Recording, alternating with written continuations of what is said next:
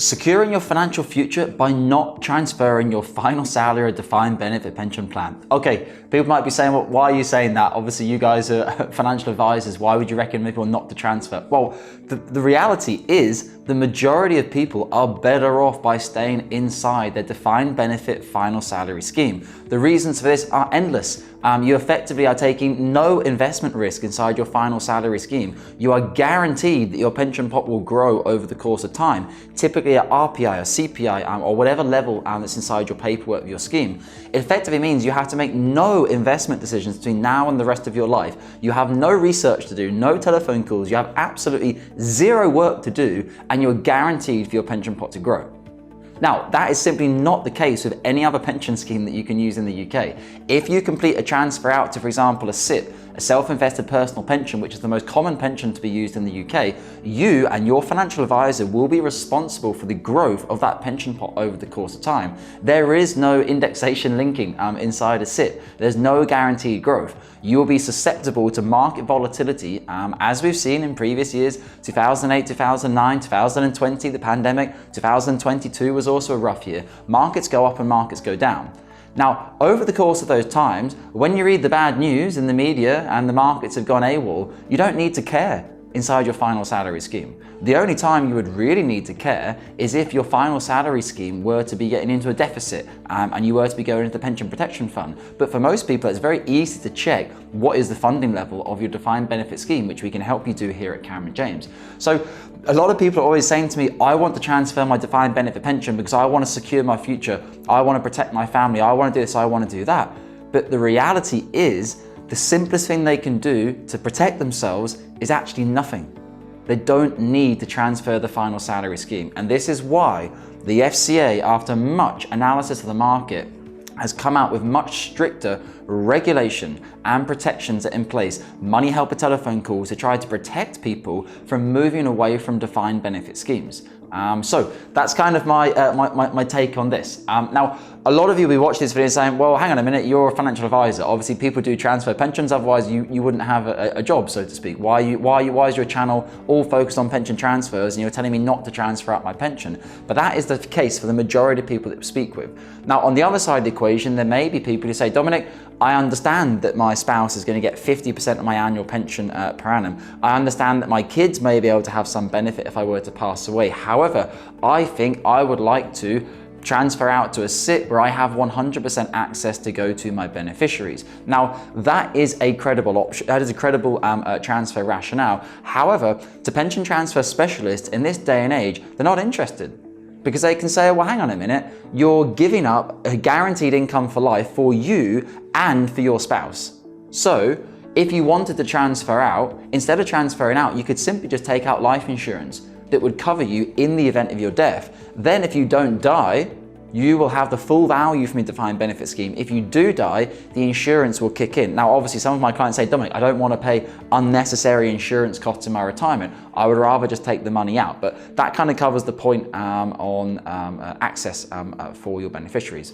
One point that clients often say as well is they want to take a maximum 25% PCLS amount from a SIPP as opposed to a reduced PCLS amount from their defined benefit pension. Now, yes, that is good transfer rationale. You would get a higher tax-free amount, particularly if you have a larger pot. Even if you have a smaller pot, as a percentage amount, it means the same to everyone.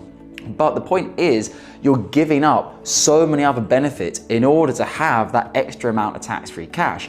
And to that end, I always challenge my clients a lot. Why do you want the tax-free cash? Well, I'm age 55 now, so I can have 25% tax-free cash. Yes, but what do you want to use it for? Oh, I haven't decided yet. Well, don't take it then. Why take money out of a UK pension asset, which is free from inheritance tax, free from capital gains tax, and is inside a defined benefit pension? Why take it out to put in your bank account to get a low level of interest, or slightly higher interest now, compared to a defined benefit asset, which is guaranteed to grow at inflation or IPI, CPI, whatever the factors are inside your scheme? So the tax-free cash, unless you have a specific goal for that, I want to build a conversion, or I want to help my kids, or I want to do that. If you can't get that money from anywhere else, possibly that could be rationale, but again, it's not particularly strong. Now, other clients will say to me, Dominic, I look at my risk profile, I would like to take the money out. And when I hear people say things like, I would like to complete a defined benefit pension transfer and then invest the money cautiously, I'm like, it doesn't make sense. in my head, you almost can't be a conservative investor and want to complete a defined benefit pension transfer unless you have ill health, serious ill health, or some big factor as to why you really need to transfer that pension pot, because you already have an extremely safe and secure pension asset in the UK. Why would you take it out of that security wrapper, put it into a SIPP, which can be very advantageous, and you can easily outperform your DB scheme over the course of time with a higher equity weighting, 60, 70, 80, 90, 100% equity weighting. But if you want to be a conservative investor and have 20% equity weight and 25%, there's no way, or very unlikely, you're going to outperform your defined benefit asset, particularly once you pay for the SIPP, the financial advisor, and the underlying cost. As I've mentioned in other videos, here at Cameron James, we're at 1.5, 1.6% all in. That's 1% Cameron James, about 20 to 30 basis points for the underlying platform, and about 20 to 30 basis points for the underlying portfolio, depending upon your risk profile. So again, unless you have an adventurous risk profile, or a minimum, a balanced adventurous or adventurous risk profile, I almost certainly think, obviously I can't say definitively because you'd have to go through an authorized pension transfer specialist advice process before you could have the answer, but it's almost certain that the best advice would be for you to maintain your scheme as it is at the moment. You also have to understand there's a lot of time and effort. Completing a defined benefit pension transfer is not easy. Say you have £500,000 or £1 million that you want to transfer. You can't just go and transfer it with anyone, just randomly pick an IFA and say, yeah, get on with it. You need to trust them. You need to do your homework. You need to do your due diligence. Even once you've done all your homework and due diligence, say you think Cameron James are the right outfit for me. I love all the videos. I've read the website. I've done lots of due diligence. I've checked out all their stuff. They look great.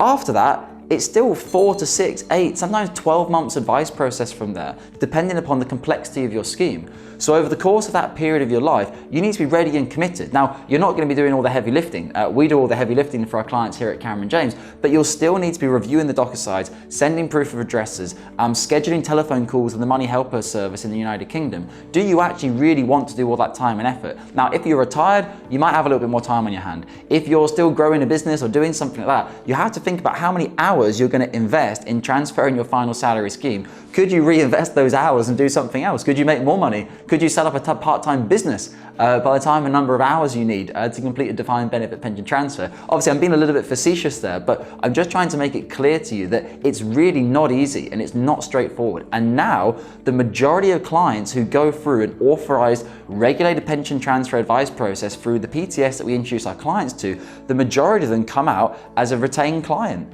where they say, we believe you should maintain your DB defined benefit assets in the United Kingdom. At the time of recording, on a case-by-case basis, we do have the option for our clients in the UK and outside of the UK to move ahead against the advice on a retained client basis, or an insistent client basis it's more currently referred to. Not technically what we do because we're not the PTS on the case, but still, there's the option to move ahead, but that requires more paperwork. Handwritten letter, making sure the trustee and everyone involved is aware that you are aware that it's in your best interest to maintain your scheme. So when you've got all these factors and people telling you that you should maintain your pension pot, there is actually a very large part of you that should be thinking, why is everyone telling me to maintain this pension pot as opposed to transferring it? Guys, I hope that's been useful today. If you want to have a conversation with myself, feel free to get in touch in the comment section below or book yourself in for a Calendly. And please, as always, like and subscribe to the channel to let YouTube know that we're doing a good job and you like our content. And as always, take care with your UK pension assets.